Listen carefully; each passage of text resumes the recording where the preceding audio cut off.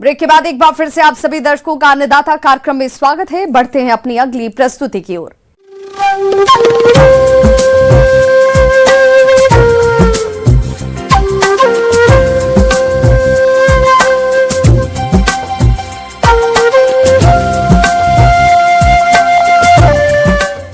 मौसम के अनुसार प्रबंधनों पर ही टिकी है आपकी खेतीबाड़ी और इसलिए मौसम पूर्वानुमान और उस पर आधारित साप्ताहिक कृषि सलाह इस प्रकार है।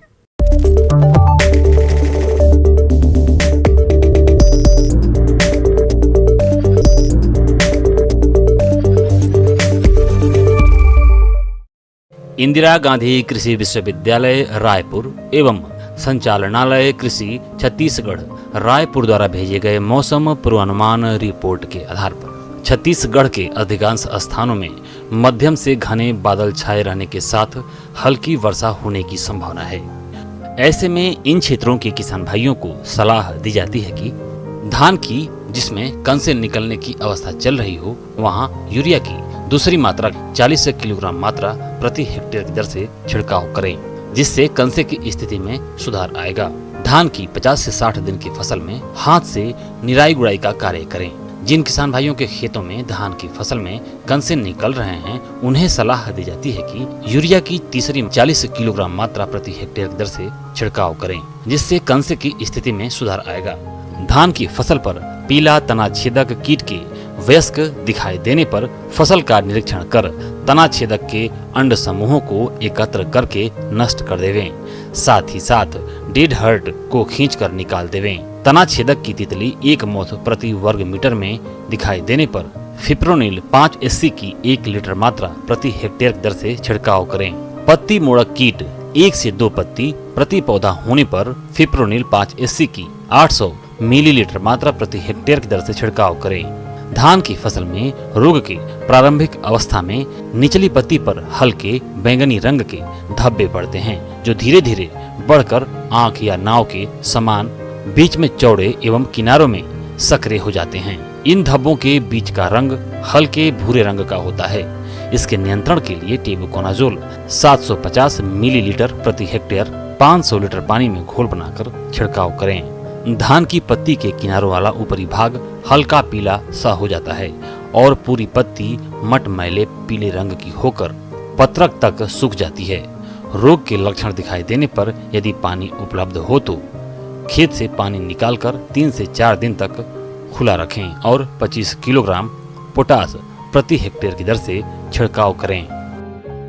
मक्का की फसल में नर मंजरी की अवस्था में नाइट्रोजन की तीसरी मात्रा 35 से 40 किलोग्राम प्रति हेक्टेयर छिड़काव करें। उड़द और मूंग की फसल में फली पक जाने पर पहली तुड़ाई का कार्य करें। जून में रोपित मुनगे की फसल एवं पिछले वर्ष रोपित आम के पौधों में सदाई के लिए काट छांट करें।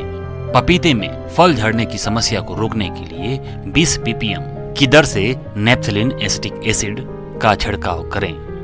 मुर्गी घरों में गीले बिछावन को तुरंत हटा दें और नया और सूखा बिछावन डालें। खूनी दस्त से बचाव के लिए 30 ग्राम बर्मिक्स पाउडर पानी में मिलाकर 3 से 5 दिनों तक पिलाएं। किसानों को डेयरी पशुओं के बछड़ों को कृमिनाशक दवा देने की सलाह दी जाती है। पशुशाला में पशुओं को मच्छरों एवं अन्य कीटों से बचाव के लिए गीला कूड़ा कचरा जलाकर धुआं करें। सिंचित क्षेत्रों में पशुओं को खिलाने के लिए सितंबर के अंतिम सप्ताह में बरसीम चारा लगाने की तैयारी करें। सितंबर माह में बकरियों भेड़ों को एंट्रोटॉक्सिमिया नामक बीमारी का टीका अवश्य लगाएं। बढ़ते मेमनों को 6 से 10 सप्ताह की उम्र में इस बीमारी का टीका लगवाएं।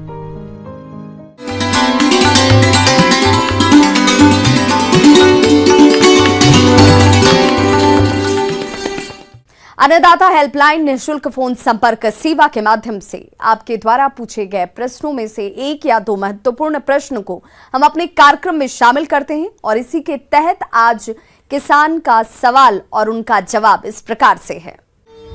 अन्नदाता निःशुल्क फोन संपर्क सेवा के माध्यम से पूछे गए प्रश्नों में से आज हमने जिस प्रश्न को कार्यक्रम में शामिल किया है उसे पूछा है ग्राम तिलवारा जिला जबलपुर के कृषक माधव केवट ने। ये मछलियों के संतुलित आहार प्रबंधन के बारे में जानकारी चाहते हैं। तो माधव केवट जी आपकी जानकारी के लिए प्रस्तुत है कार्यक्रम का ये अंश। अच्छा, नमस्कार किसान भाइयों। आज हम लोग मत्स्य पालन में आहार प्रबंधन क्यों करें और किस तरह करें इसके बारे में विस्तृत बताएंगे। फिर और हमारे देशों में भी अनेक राज्य में बड़े बड़े पैमानों पे मछली पालन हो रहा है और इस तहत अगर हम अच्छे से अच्छा प्रबंधन करते हैं आहार की ओर तो हम लोगों का क्या होगा, कम समय में मछली में अच्छे से अच्छे वृद्धि मिल सकती है। तो वो तभी मिलेगा जब हम सही आहार को सही समय चयन करेंगे। तालाब में प्राकृतिक आहार के लिए गोबर, चूना और रासायनिक उर्वरकों का प्रयोग किया जाता है। इन चीजों का प्रयोग तालाब में मछली डालने से पहले और बाद में किया जाता है। साधारणतः मत्स्य पालन में दो तरीके का आहार उपलब्ध होता है। एक है प्राकृतिक आहार और दूसरा पूरक आहार। पानी या जलजीव में ज़्यादातर जो नेचुरल जितना भी आहार है वो मिलता है हम लोगों को प्राकृतिक रूप से, जैसे उर्वरक देकर, एक आप अपना जैविक उर्वरक नहीं तो रासायनिक उर्वरक डालकर। अब कैसे इसको हम लोग डालेंगे, हम लोग कच्चे गोबर या गोबर गैस की स्लरी, ये दोनों चीज़ को अगर हम चयन करते हैं, उसको प्रति हेक्टेयर 10 टन अगर देते हैं तो बहुत ही अच्छा रहता है प्लवक जन्म लेने के लिए। और साथ ही साथ अगर रासायनिक के बात करें तो यूरिया और सिंगल सुपर फॉस्फेट 200 और 300 केजी प्रति हेक्टेयर प्रति साल। तो इस हिसाब से हम लोग तीनों चीज़ को चयन करते हैं प्राकृतिक आहार उपलब्ध करवाने के लिए मछलियों के लिए। शुरुआत में गोबर की खाद और चूना डालते हैं और अन्य उर्वरकों का प्रयोग किया जाता है। फिर जब तालाब में प्राकृतिक आहार बनने लगता है तब मत्स्य बीज डाला जाता है। नेक्स्ट, पूरक आहार के लिए जितना भी प्राकृतिक आहार है वो हमेशा वृद्धि के लिए खास नहीं होता है। जब वो प्रौढ़ या प्रजनक मछली की ओर बढ़ता है तो उस समय में हम लोगों को पूरक आहार देना है। जब हम सही मात्रा में पौष्टिक तत्व मतलब कार्बोहाइड्रेट, प्रोटीन, वसा, खनिज, उसके बाद गुड़ या मीठा और नमक, ये सब हम सही अनुपात में डालते हैं। मान लीजिए आप 100 किलो की आहार तैयार करते हैं, तब आपको कार्बोहाइड्रेट के रूप में चावल की कन्ना, जिसको हम राइस ब्रैन बोलते हैं, नहीं तो आप गेहूं के चोकर, ये सब आप ले सकते हैं लगभग 45 किलो। और प्रोटीन की ओर पे आप सरसों के खोल 45 किलो। साथ ही साथ हम डालेंगे 6 किलो मछली की चूर्ण मतलब फिश मिल या फिर बोन मिल यानी हड्डी के चूर्ण। ये सब अगर हम मिलाते हैं तो हमारा कितना आ गया, 90 और 6 96 किलो। और 2 किलो हम डालेंगे गुड़ और 2 किलो डालेंगे खनिज लवण मतलब विटामिन मिनरल मिक्सचर। इसको पूरा मिलाकर हम लोग क्या करेंगे, इसको आटे की तरह हम डो बना लेंगे, गूंथ कर इसको गोलाकार बनाएंगे।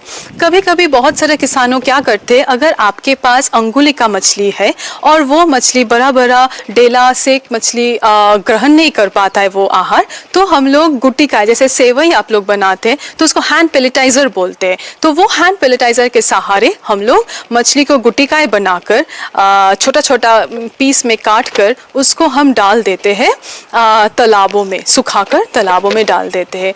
अब जब हम पूरक और इसके आहार के बाद हम नेक्स्ट आते हैं, बहुत सारा आप रेडीमेड खाना भी उपलब्ध है बाजार में, जैसे फ्लोटिंग फीड की ओर या सिंकिंग फीड की ओर, कि उसका जो आप जब दाना देते हैं तो वो तभी मतलब बहुत ही आधा घंटा के अंदर ही वो सब नीचे आ जाता है।